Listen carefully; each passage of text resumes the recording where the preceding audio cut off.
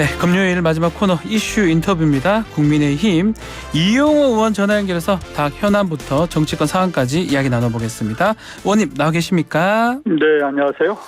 자, 이제 한동훈 비대위원장 임명된 지가 이제 2주가 다 돼가는데 처음에는 조금 반대를 하셨던데 이제 지난주 이번 주 보니까 한동훈 비대위원장 행보 어떻습니까? 저는 일단 정치 데뷔에 성공을 했다고 생각합니다. 아하, 예. 그동안 보여준 이제 비대위 구성, 미래를 이렇게 상징하는 예. 그런 젊은 세대로 구성을 한 것이나 또 비영남 초선을 사무총장으로 기용한 것 등 이런 것들은 좀 다른 모습으로 다가왔고요. 또 나름대로는 정치인으로서 끼와 퍼포먼스도 좀 있는 것 같아요. 아, 퍼포먼스. 네, 예. 그러니까 뭐 넥타이를 예. 풀어진다거나 예. 또 의자 위로 올라가서 연설하는 그런 모습들은 그동안 정치인으로 보기에는 좀 어려웠던 장면들이거든요. 네. 그래서 저는 처음에 좀 우려를 했었는데 우려가 좀 기우가 되고 있어서 다행입니다. 그 좋은 평가를 주시는 것 같은데 이런 질문도 그렇지만 10일간의 움직임 점수를 좀 주실 수 있을까요? 몇 점? 10점 만점에? 아직은 우리가 원하는 그런 답을 듣지는 못해. 예. 그것은 예. 사실인데요. 그렇지만 그게 아직은 지금 비대위가 구성된 것이 며칠 안 됐잖아요. 예. 그래서 아직은 평가하기엔 너무 빠르고 하기 때문에 조금 더 시간을 이렇게 좀 드리고 예. 그리고 어떤 정치적 메시지를 낼 것인지 소신을 보일 것인지 하는 부분을 좀 지켜봐 주셨으면 좋겠어요. 원하는 답 말씀하셨는데 어떤 답을 내놔야 된다고 의원님 보십니까? 저는 정치인은 늘 국민들이 원하는 답을 내놓는 것이 중요하다고 생각을 하는데 예. 그 국민이 어떤 국민이냐 하는 것도 필요한 것이고 예. 또 봐야 할 것이고 또 국민이 항상 옳지만 네. 또 그저 다수결이 꼭 옳은 것은 아닌 경우도 좀 있습니다. 네.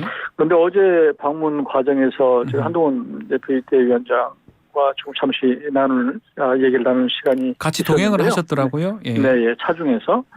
그런데 소신껏 거침없이 정치를 하겠다 이렇게 말씀을 하시더라고요. 예. 그런 모습을 보면서 저는 기대해도 좋겠구나. 지금 그런 생각을 하고 있고 그래서 제가 그러면 소신껏 정치를 못하는 상황이 오면 어떻게 합니까? 그랬더니 그럼 정치 그만둬야죠. 말씀하시는 것을 들어서 예. 역시 자신감이 있고 예. 그런 소신껏 배짱 정치를 해 나가겠구나. 그런 평가를 했습니다. 그 국민이 원하는 거 혹시 수직적 좀 당정 관계로 재정립하는 거 이런 것도 포함되는 겁니까? 전체적으로 포함이 되겠죠. 그런데 지난번에 말씀을 이제 비대위원장께서 하셨지만, 예. 이게 우리가 각 그 헌법기관들이 그 각자의 역할을 하면 되는 것인데, 그게 각자의 역할이라고 하는 것은 때로는 충돌하기도 하고, 네. 또 겹치기도 하고, 할 수 있는 것이거든요. 그렇지만 지난 말씀하신 대로 집권 여당과 이제 행정부의 관계, 대통령과의 관계는 상호 보완적일 수 있고, 하기 때문에 그런 측면에서 있어서 어떤 앞으로 이제 행보를 보이고 또 국민들에게 모습을 보일지 이런 것들은 아직은 평가하기는 좀 이르기 때문에 네. 좀 지켜봐 주셨으면 좋겠습니다. 자, 어제 광주 가면서 특히 5.18 민주묘지에서 한동훈 위원장이 넥타이를 검정을 착용을 했었는데요. 또 광주 신년회에서는 또 푸른 계열 넥타이로 바뀌었더라고요. 이게 넥타이 바꾼 것도 뭔가 좀 정치적 의미는 있는 것 같습니다. 옆에서 조언을 하고 하는 게 있을까요? 정치인의 모든 행위는 정치 메시지를 담고 있다고 생각하는데요. 우리 일반적으로 이제 우리 당은 빨간 넥타이를 차는 거 아니겠어요? 우리 정당 색깔이기 색깔이니까요. 때문에. 예. 근데 그 지역에 가서는 또 거기를 존중하는 의미에서 거기 국민들이 그쪽의 주민들이 친숙하게 생각하는 그런 넥타이 살 수도 있는 거죠. 네. 그런 건 그 지역에 대한 존중이라고 생각할 수도 있는 그렇게 평가할 수도 있다고 봅니다. 또 한편 뭐 새해에 이재명 대표 피스 사건 여파인지 몰라도 어제 한동훈 위원장 좀 경호 인력이 많이 추가됐습니다. 경찰 한 300여 명이 됐다고 하는데 또 이것도 논란이 좀 되는 것 같아요. 국민의힘 요청이었다. 또 뭐 최소화 해달라고 우린 요청했다. 여러 가지 논란이 있는 것 같은데 어떻게 된 겁니까? 제가 알기에는 뭐 국민의힘이 그걸 요청을 했겠습니까? 그렇지 않아도 민주당 이재명 대표 피습 사건이 있었고 예. 또 광주에 오면은 가만두지 않겠다 그런 무슨 협박범이 예. 체포되기도 했기 때문에 예. 경찰로서는 당연히 그런 불상사가 없도록 경호하는 게 맞았겠죠. 음흠. 저도 이제 열차에서 내려서 의외로 많은 경찰들이 이렇게 있는 거 보고 깜짝 놀랐거든요. 네. 그런 모습을 아마 국민들께서 썩 좋아하지는 않았을 거예요. 그렇기 때문에 우리 당에서도 그 현장에서 제가 알기에는 이렇게 과잉 경호하는 것은 맞지 않다라고 오히려 좀 그런 철수 그 요청을 했던 것으로 제가 알고 있습니다. 아하. 지금 뭐 사진도 좀 찍고 이래서 시간도 할애하는 모습도 보였는데 이게 지금 유튜버들이 좀 많이 있는 것 같아요. 또 당 행사에서도 유튜버 또 출입 금지 하고 이제 있는데 이런 부분 어떻게 보십니까? 유튜버들이 좀 발언도 많고 또 여기서 또 문제가 좀 일어나는 경우도 있는 것 같아요. 그러니까 현장에 이제 가 보면 네. 유튜버들이 뭐 여야를 막느라고 그쵸. 많이 있어요.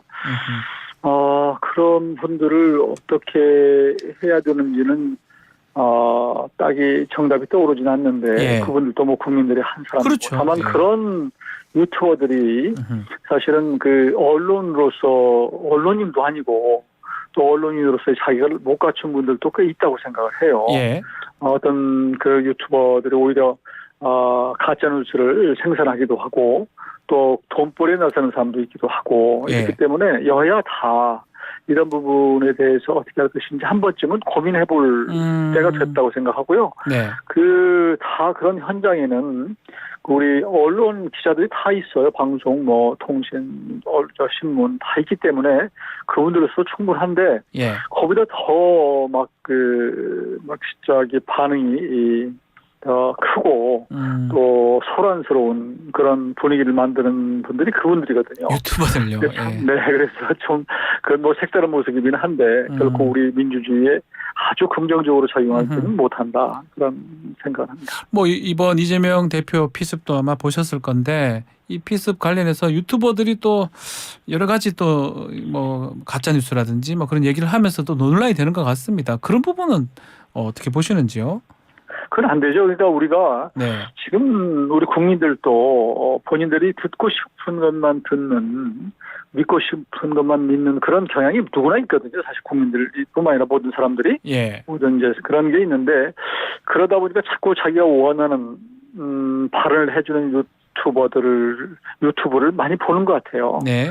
그거보다는 좀 객관적이고 중립적인 그런 언론을 좀 많이 봤으면 좋겠고 일반 우리 언론 뉴스를 이렇게 좀 접할 때 어떤 댓글이나 그런 유튜버를 통해서라기보다는 네.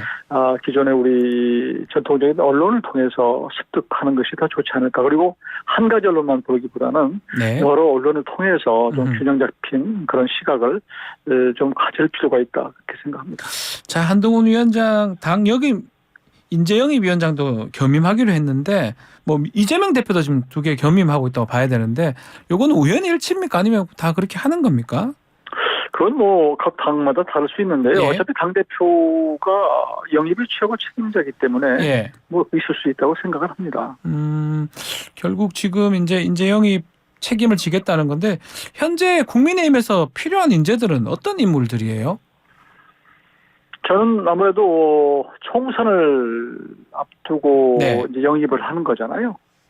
그러면 뭐 각 지역마다 이제 어떤 특수성이 다 있다고 생각해요. 250개 넘는 지역구마다. 네. 거기에 맞춤 저는 그런 인재가 필요하고 또 하나는 아무래도 지금 민주당이 비판받는 것은 운동권, 특권 정치 이런 것이기 때문에 거기와 대비되는 좀 그런 인물 그리고 미래를 우리 미래 메시지가 있는 예. 젊은 세대, 그리고 능력이 있고 실력이 있고 소신이 있는 그런 사람이 필요한데, 다만 네.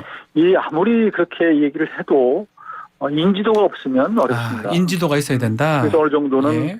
검증이 되고 음흠. 각계각층에서 그런 정도는 좀 우리 국민들이 어느 정도 알 수 있는 그런 사람들을 모셔와야지, 네. 전혀 그렇지도 않는 사람을 포장해서 내놓는 것은 적절치 않다고 생각합니다. 쉽지 않다. 그 말씀이네요. 자, 지금 당헌 당규상으로 10일까지는 공관위가 나와야 되는데 이번 주에 공관위원장 선임이 되는 겁니까? 아마 그 시한을 지킬 것으로 보입니다. 그렇게 예. 지금 그렇게 말씀을 해오셨고요. 그래서 네. 이번 주 다음 주 초까지는 공관위원장이 선정되지 않을까 싶습니다. 법조인들 특히 양상수 김용덕 전 대법관 얘기가 나와요. 어떻게 또 새로운 인물이 또 나올 수도 있다, 이런 혹시 아시는 바가 있을까요? 저는 모르겠어요. 저는 어차피 비대위원장께서 선임을 선정하는 것인데, 우리 당에 너무 법조인이 많다.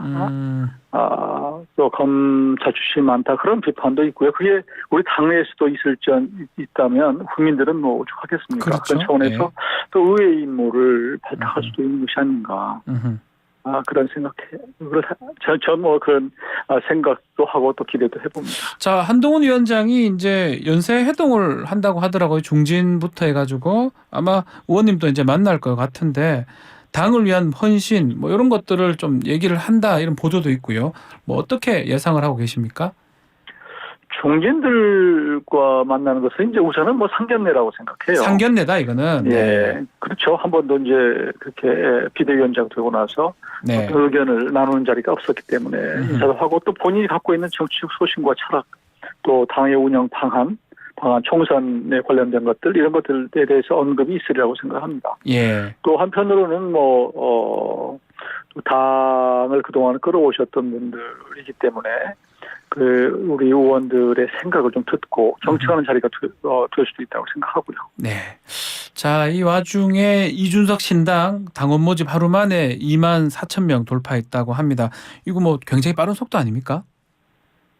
네, 속도는 굉장히 빠른 것 같습니다. 역시 네. 오프라인에서 하나하나 이렇게 모집하는 것보다는 온라인이니까 여기. 예, 온라인 통해서 하는 게 굉장히 빠르고요. 또 예. 준비해왔지 않습니까? 아하. 그동안 이준석 전 대표가 소통 채널을 만들어서 몇만 명을 이미 준비해온 예비 군단이 있었기 때문에 아마 그분들 중에서 대부분